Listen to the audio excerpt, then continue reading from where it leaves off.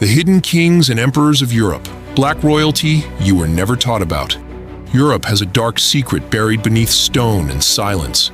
You were never meant to know this story, but across the castles, cathedrals, and royal courts of Europe, there once ruled kings with skin like bronze, stories like legends and legacies erased. From the Moorish sovereigns of Spain to noble families in Scotland, Germany, France, and Sicily, the image of European royalty was far more diverse than we're taught. Why do so many medieval depictions show black knights and kings? Because the truth wasn't destroyed, it was just buried under centuries of revision. Charles V, emperor of an empire so vast the sun never dared to set on it. Yet in his earliest portraits, his complexion tells a story that modern textbooks refuse to repeat. What truth lies in the brushstrokes they chose to forget? Richard the Lionheart, warrior king, crusader, and legend.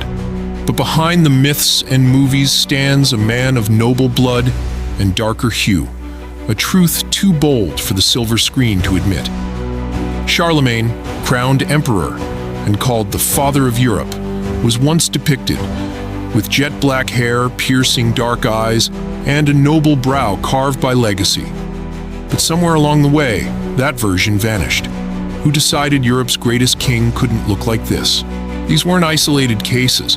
Across the Holy Roman Empire, England, France, and Scotland, royalty wore crowns and melanin, nobility with power, land, and titles.